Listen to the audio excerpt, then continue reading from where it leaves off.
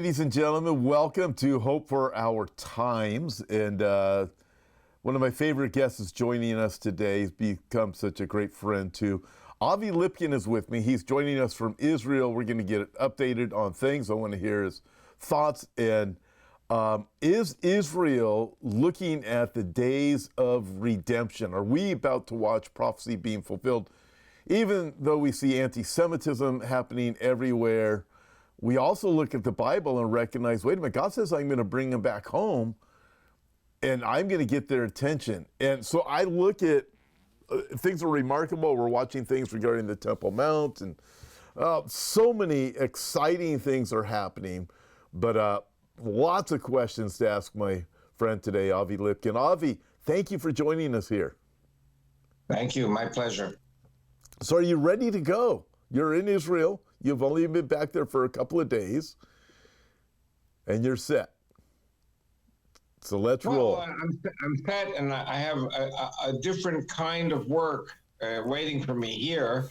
I'm in the process now of working out the details for my 8th book, which is really just the revised, updated version of my 4th book about Israel's Bible Bloc Party.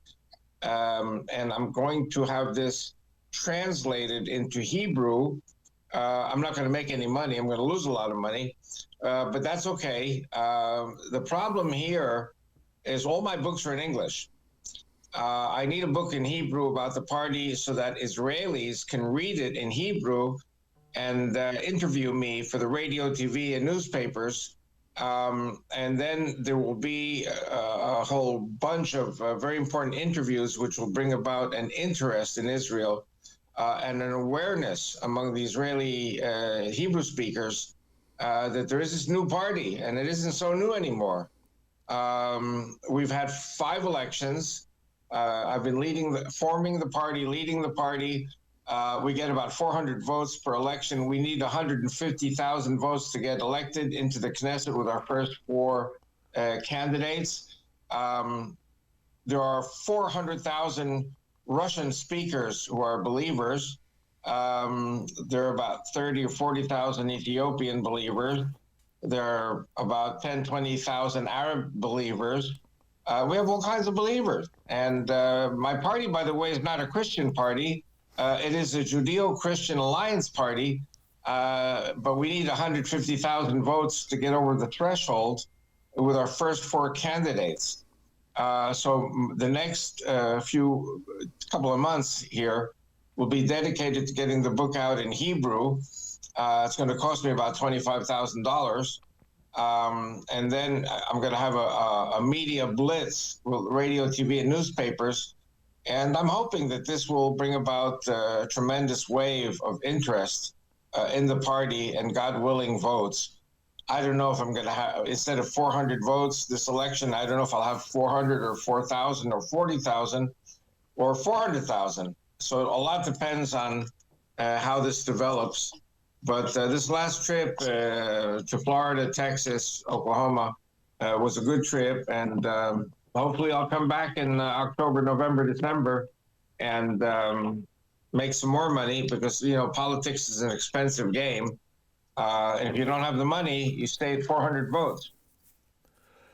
So I look at this, thinking about everything moving forward. I want to get to a place, and we're going to work through current events, but I look biblically from the prophetic side. It looks to me like Israel is rapidly being moved by God to that place of redemption. And I'd like to hear your thoughts on that, but let's start here. I've got a question for you. You've talked about Israel expanding from the Nile to the Euphrates. How realistic is that vision? Well, you know, I have to tell you that we here in Israel are really, really a very pacifistic people.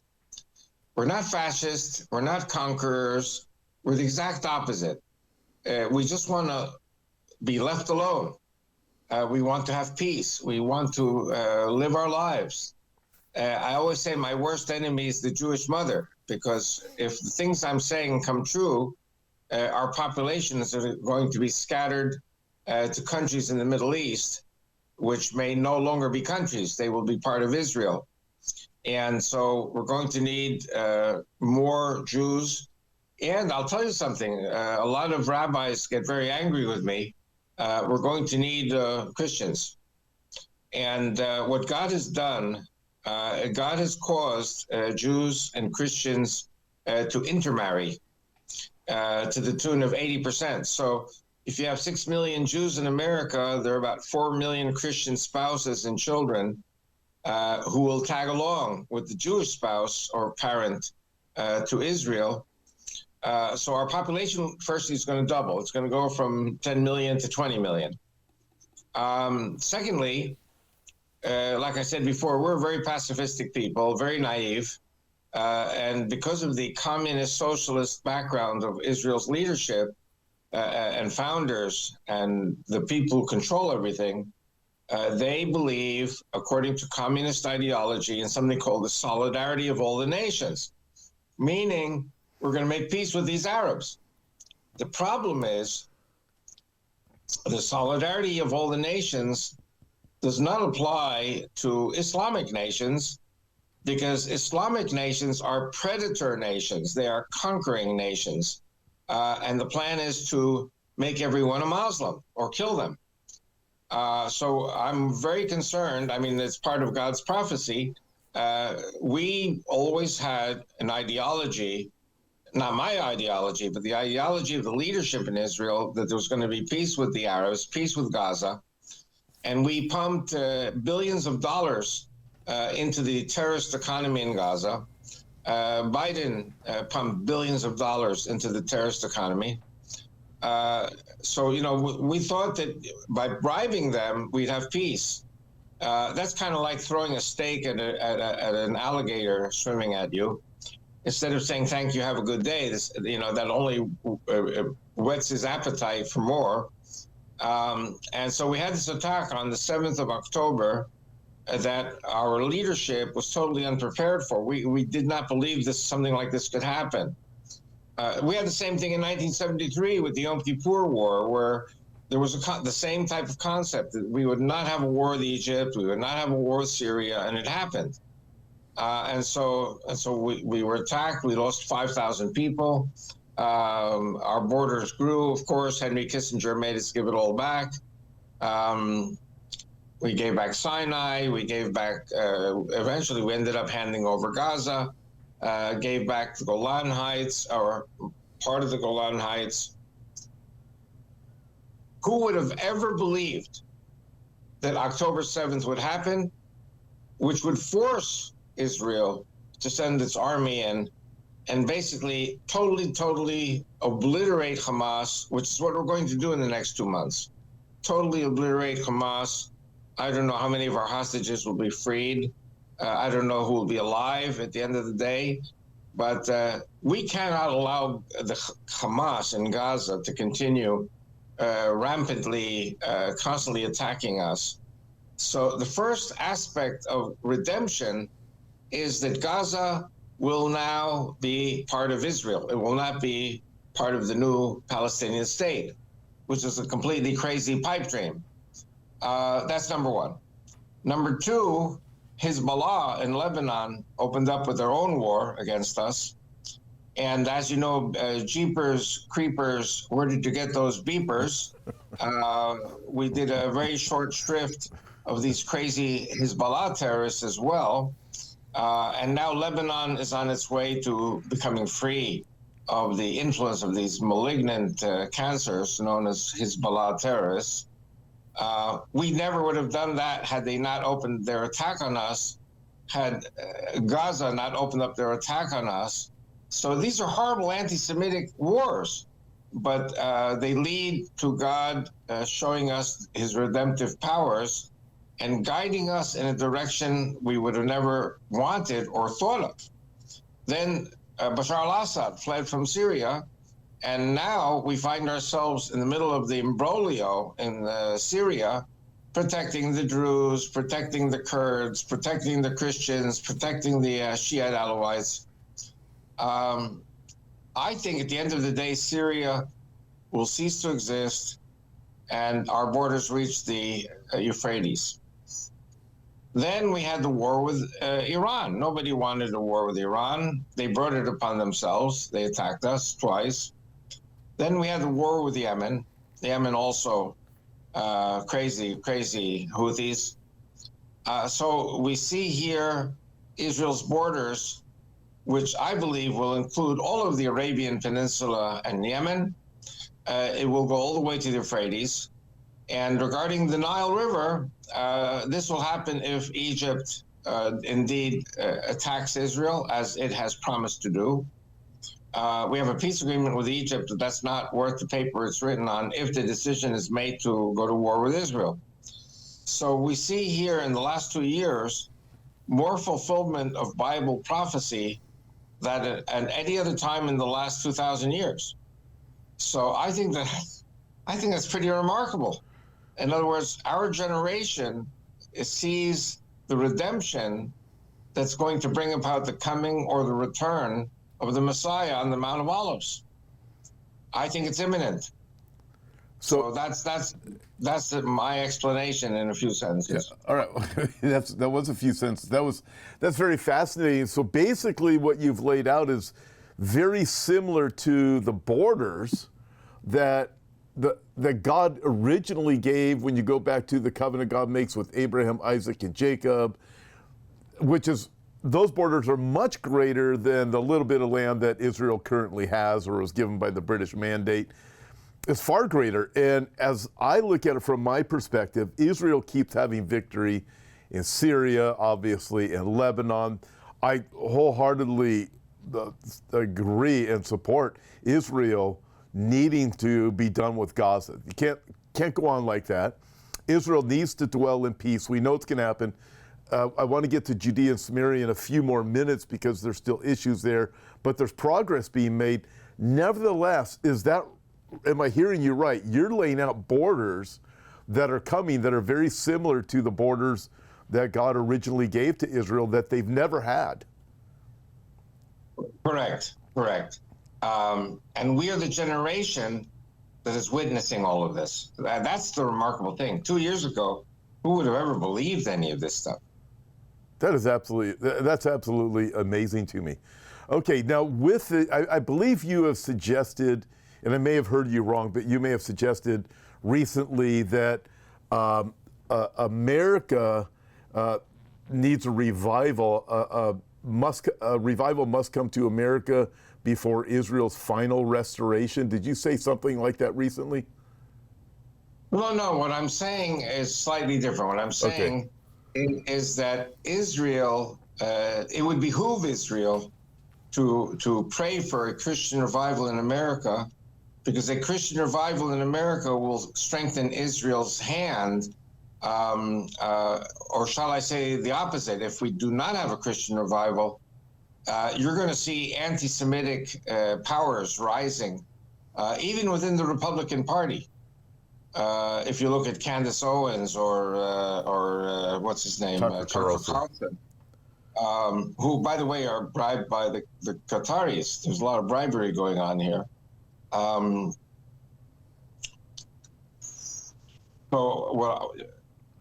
of the bottom lines that I look at about America is I've been in Israel now for 57 years. Every time I look at the percentages of churchgoers in America, it's around 70%. In other words, demographically, we're looking at a strong base, Christian base. We see a very strong, fertile base for Christianity in America. In spite of Biden, or maybe because of Biden, a lot of the people who are part of this revival are Hispanics, who everyone thought they would just automatically vote Democrat. Black people in America, a lot of them have turned more and more to the right and more to the churches. And indeed, Trump is doing more for the black people than Biden or Obama ever did. So I think we see a very stable baseline of 70% of America's population goes to church. And, I'm a Jew, so I don't pass judgment on this kind of church or that kind of Christianity.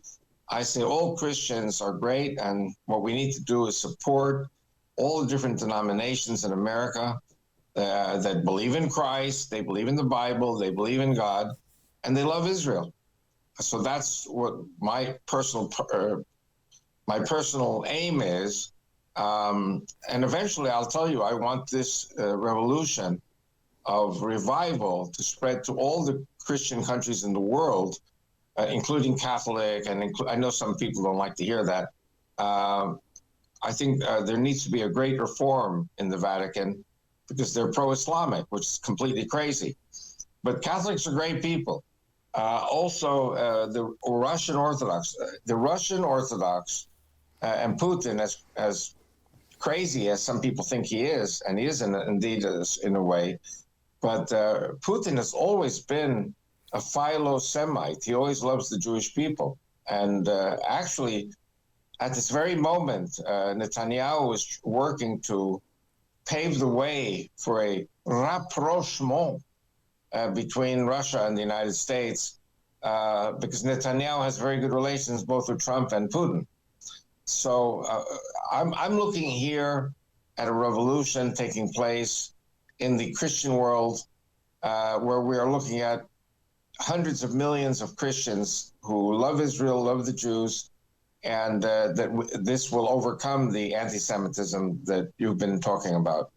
Well, okay, so that being said, so my perspective, I am a pastor here in the States, and so I do this a lot. And my perspective is what's happening in the church is it's going the wrong direction. I see a rapidly rising anti-Semitism in the church. I can also say this, predominantly the majority of anti-Semitic remarks I get, emails to me, comments, they come from people who go to church, even other pastors, that chastise me for supporting Israel.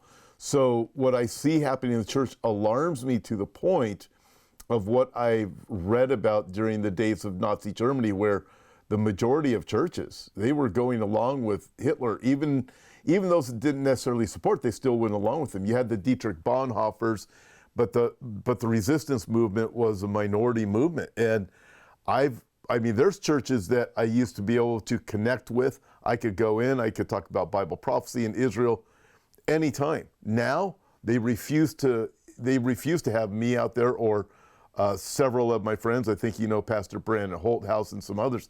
They won't even have us around because they know that we are Bible prophecy and pro-Israel, because we understand God's covenant with Israel. So as I watch things happening here in America within the church, I'm very troubled. Apart from a genuine revival taking place within the church, I see the anti-Semitism increasing, which I also believe will be something that's going to drive more and more people to Israel. And when I look at just the support from churches here for the nation of Israel, it's less and less of them even want anything to do with going to Israel.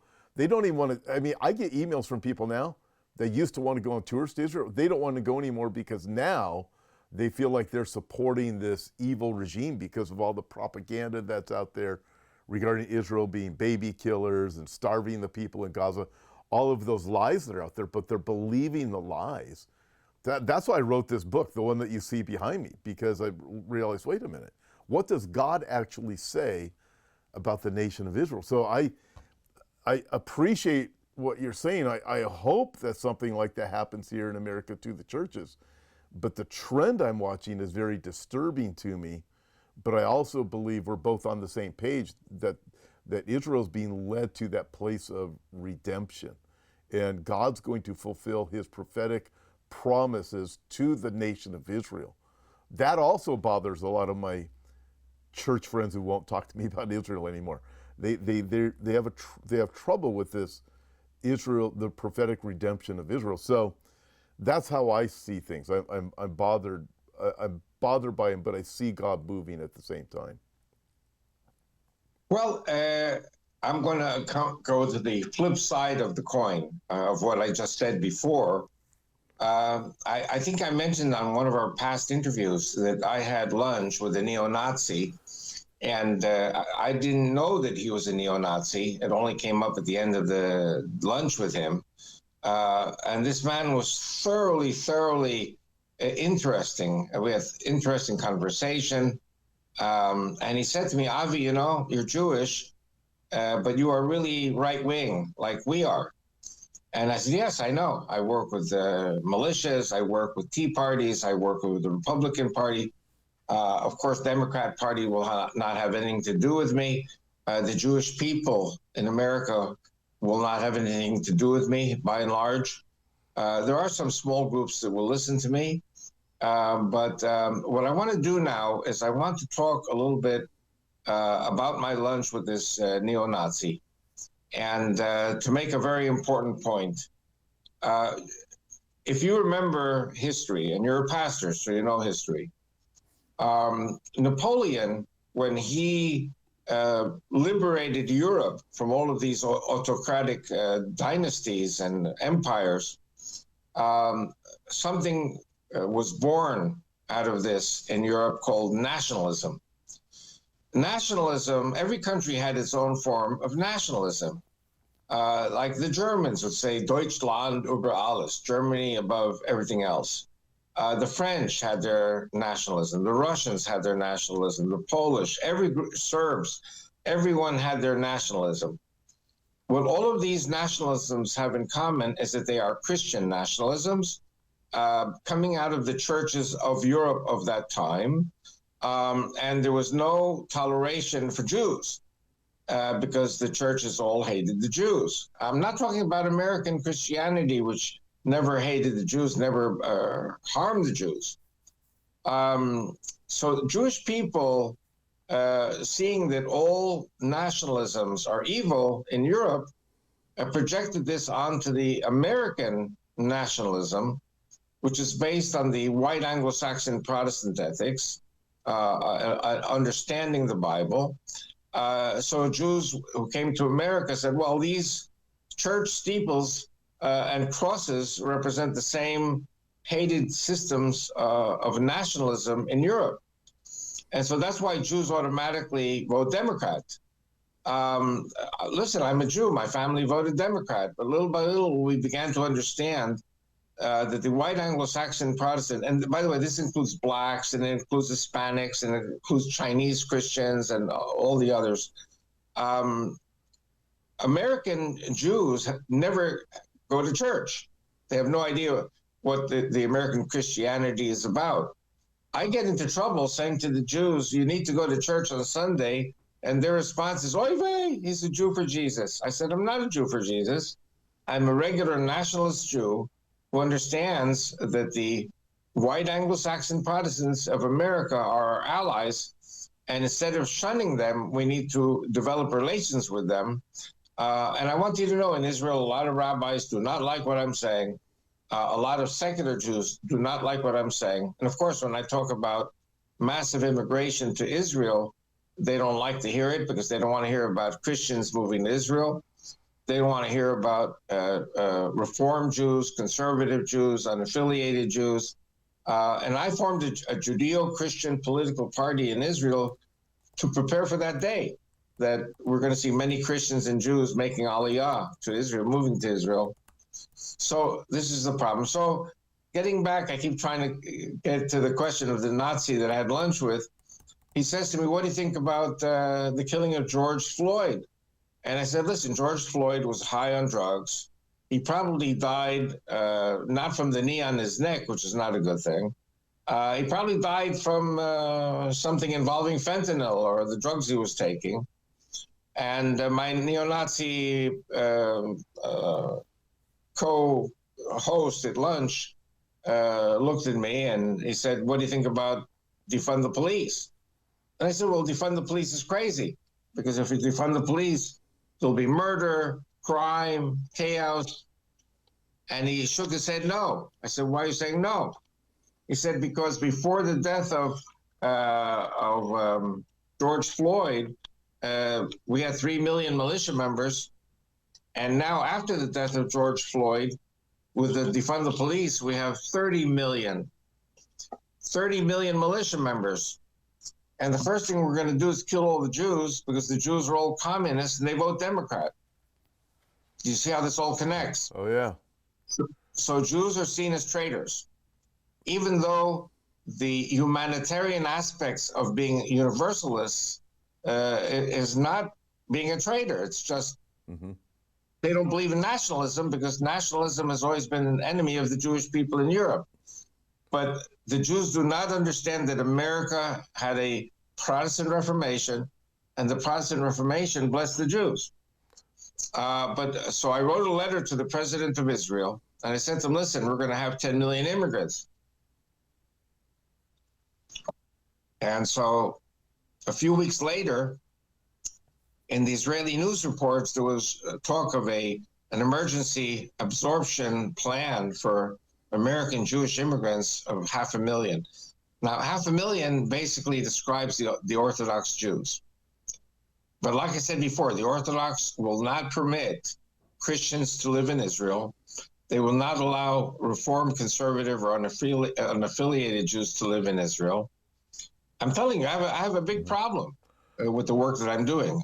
People don't want to hear the things that I'm saying. And that's one of the reasons why it's so important that I get my book, my second edition, revised and expanded, translated into Hebrew, and get this into the media. Because even though at this stage the media is anti what I'm saying, I think they'll eventually understand that either we bring in the Jews from white Anglo-Saxon Protestant America, otherwise we'll be left with a truncated Israel where half the population came from Soviet socialist governments or from Islamic governments. We do not have white Anglo-Saxon Protestant Jews, and Israel needs it. And I think God is going to be sending 10 million Jews and Christians to Israel, which will definitely be a blessing for Israel because it'll straighten out the demographic problem. But also, it's very important for the ethics of Israel that we have this Protestant American ethic coming in with my Judeo-Christian party in Israel, and it'll help to improve our relationships with all the churches. So I think you'll agree with me. A lot of Christians who hate the Jews hate them because the Jews vote Democrat.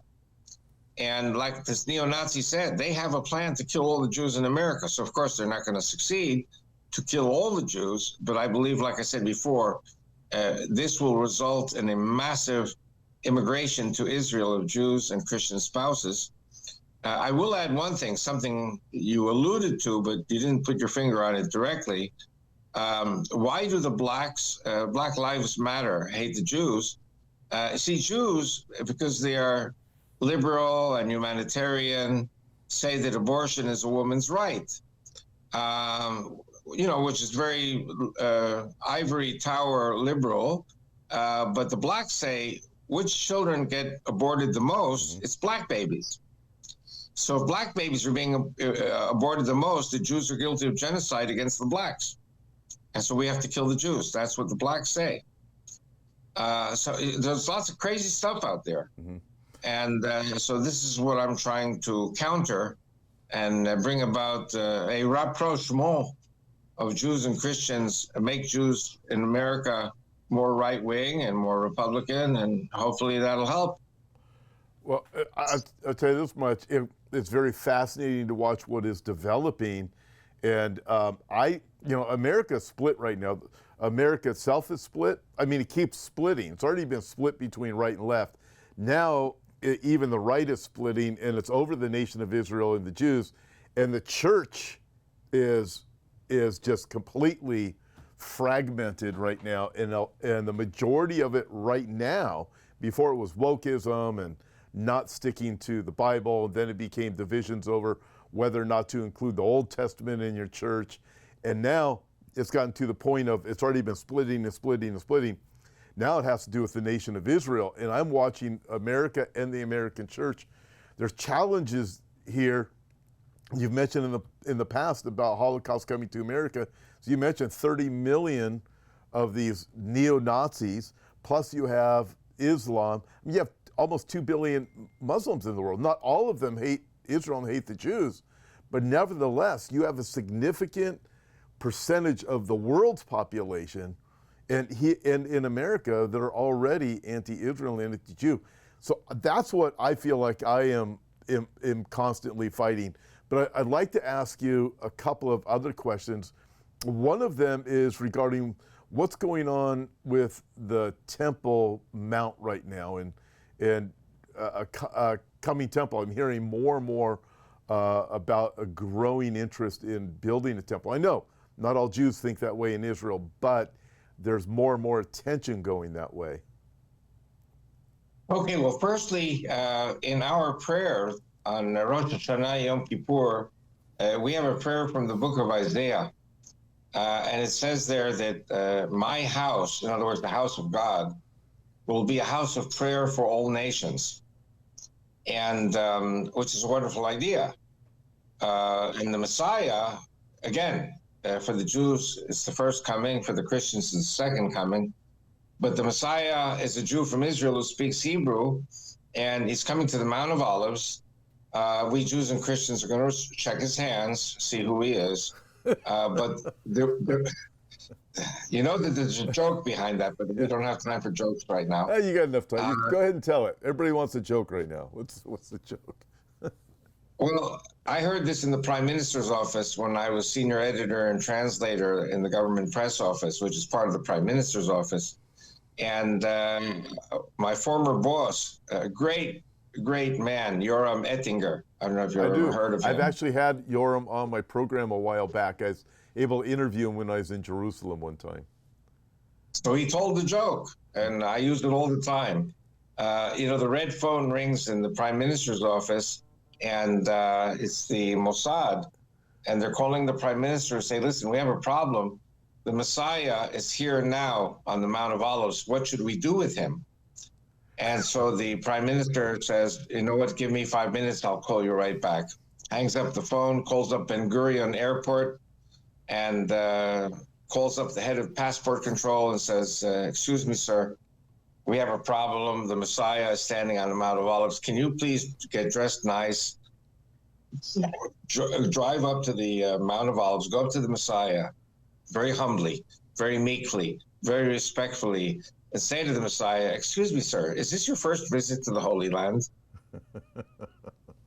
That's exactly, in joke form, exactly what we see in the Gospel of John, where Jesus appears to his disciples, and they say, how do we know, we don't recognize you. How do we know you are who you say you are?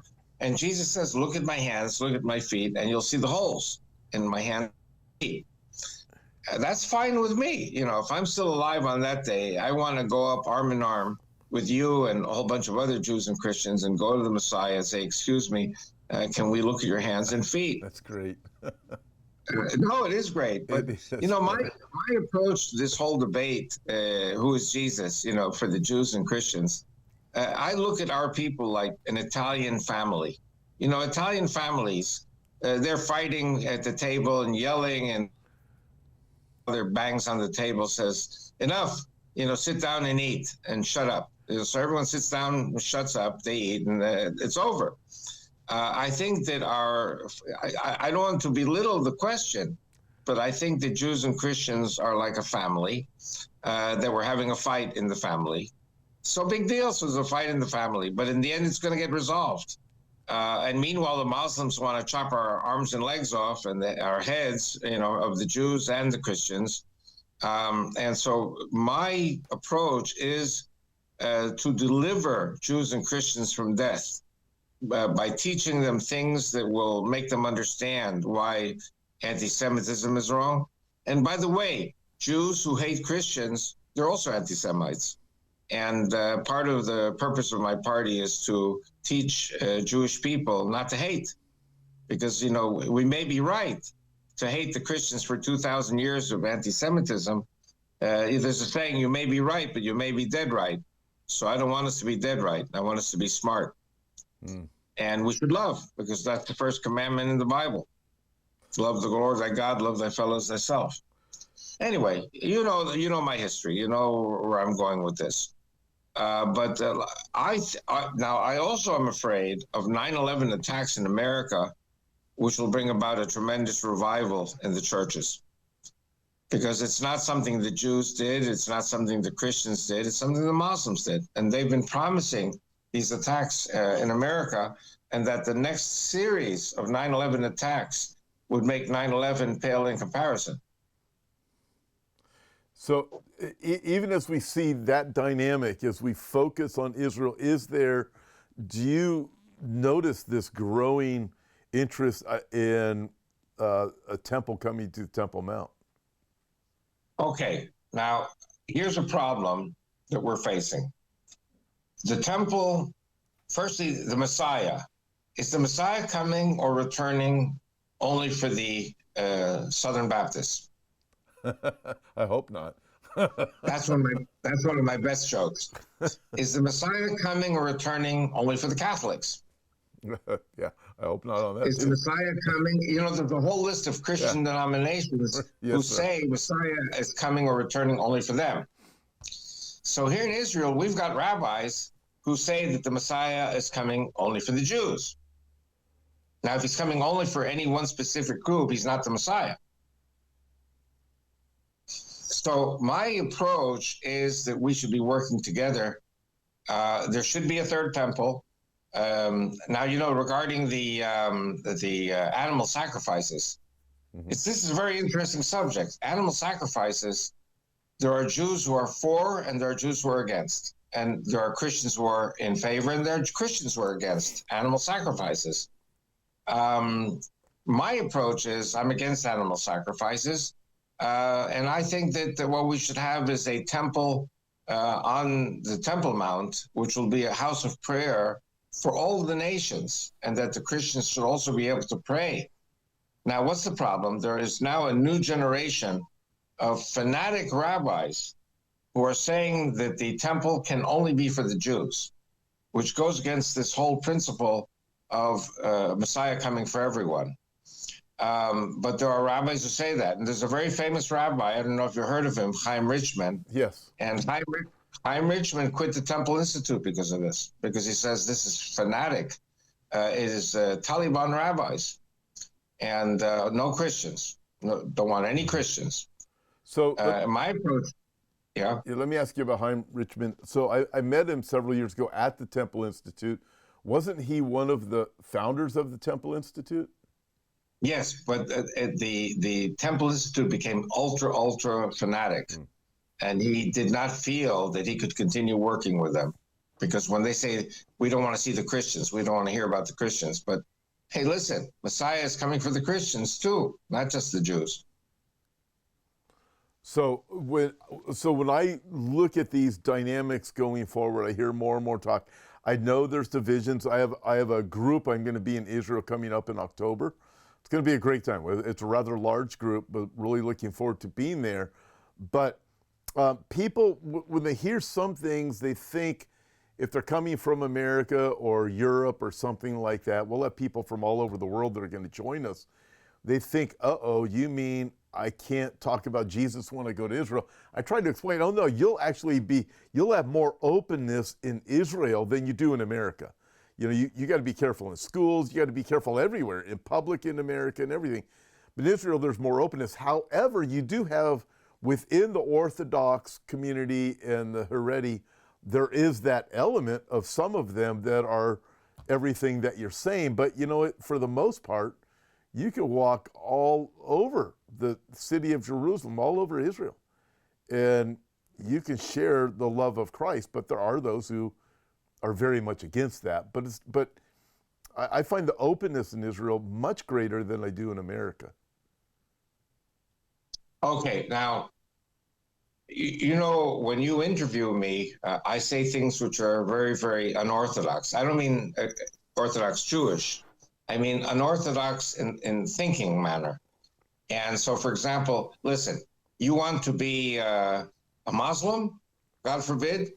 All you have to say is La Allah illa Allah wa Muhammad Rasulullah, and you're a Muslim. That means there is no God but Allah, and Muhammad is his prophet. So it's very simple to become a Muslim. You just have to recite those words. Christianity is a little more complicated. You've got to get dunked. You've got to get baptized. But you can get baptized any Sunday in any church, and then you're a Christian. It's a little more complicated than the Islamic way. But anyway, then you've got the Jewish way. The Jewish way to convert is you have to study for 6 months. The rabbis have to approve you. You have to be examined. It's really like Catholic Inquisition if you want to convert to Judaism. It's very, very difficult to convert to Judaism. And the rabbis shun it. They are against it. We don't want non-Jews to become Jews. So if you are a Christian and you say, oh, I want to become Jewish, the rabbis send you away. Now, if you are a missionary coming to Israel, the rabbis here do not study Christianity. They're ignorant of Christianity. And so we have what you would say in psychology, we have an inferiority complex. We are so afraid of missionaries because we did not study Christianity and we don't know how to answer Christian missionaries. And so they don't want any missionaries of any kind because there might be children or someone who's totally ignorant and they'll fall under the sway of different messianic or Christian groups. My approach is very simple. I think Jewish people should not be narrow-minded and stupid. Jewish people should be learning about Christianity. Jewish people should be learning about Islam. The problem is if you study Talmud all day and nothing other than Talmud, you are basically unaware of anything that's really going on in the world. And the only path for that is the gas chambers. Because 6 million Jews in Europe had no clue what Hitler was going to do because nobody studied Nazism, nobody studied communism, nobody studied Islam. People are just lazy by nature. They don't want to study anything other than what they're told to study. And so this is why we have a problem with missionaries. I think it would be great if every Jew knew how to meet with Christian theologians or ideologues. I'd love a good debate. And I can sit down with a Muslim, I can sit down with a Christian, have a very, very personable debate if they want to have a debate or discuss things which may cause everyone in the room to think. But the problem is our rabbis are not trained. Our rabbis do not train their students. And so the moment they hear missionary, they've got this inferiority complex and they explode. So, but for the most part, not talking about missionaries coming over there. I know some that are over there. I have some very close friends that are over there that are missionaries, and they've been there for a long time. Nevertheless, for the most part, when you're coming over there on a tour, this is not something that you encounter. You actually experience a very openness to the gospel of Jesus Christ, which I find very fascinating, because I find it much harder here in America to just go around and share Christ without the ridicule and the mockery and everything else. I find Israelis on the streets more open to saying, hey, I may not believe what you believe, but I'm interested. And they'll talk with me. They'll talk with people. And usually I find it a very open conversation. Let me ask you, we don't have a lot of time left, but let me ask you this. Avi, what would you say, how would you say from October 7th to now, how has Israeli society changed? Well, like I said before, we were totally taken by surprise by October the 7th. We had a Secret Service leadership that knew about the impending attack at 11 o'clock at night, Friday night. They did not tell Netanyahu until 6:30 in the morning, but they knew that the attack was coming. We had this Nova dance festival with thousands of young boys and girls and asked one simple question. Why didn't the head of our intelligence, if he knew that this was about to happen, why didn't he call up the organizers of the dance festival and say, send all your people home right away because something's very dangerous is about to happen? And instead, they maintained silence. There were many military units that were pulled out from the GSS, the General Security Services. They did not call up the army. They did not send the Air Force in. There were so many things that are not yet in the news. They will be in the news eventually about treason. Treason was committed in Israel by the left-wing members of the security services who were in control, generals, former generals. And the purpose of not telling Netanyahu was to make a disaster so horrible on October 7th that they thought for sure Netanyahu would resign. He would take the blame. But what happened was the opposite, that the people of Israel understood that there were people who were running interference in the security services so that this attack would happen and that thousands of Israelis would die. And then Netanyahu would be blamed. This is completely crazy. But it was treason. Treason was committed, and the Israeli people today are totally, not totally, I would say maybe 60 to 70% of the Israeli population is pro-Netanyahu, and there are a lot of people who are fed up and tired with the left-wing gimmicks that have been going on for the last 100 years. So well said. What would you say is the single most urgent item that Israel's facing today? I think that the problem is ignorance. Do you know Jan Willem van der Hoven? No. He is a Dutch pastor who's been living in Israel from 1980. How many years is that? It's 45 years. And he was one of the founders of the International Christian Embassy in Jerusalem. And he has always been a close confidant of Benjamin Netanyahu.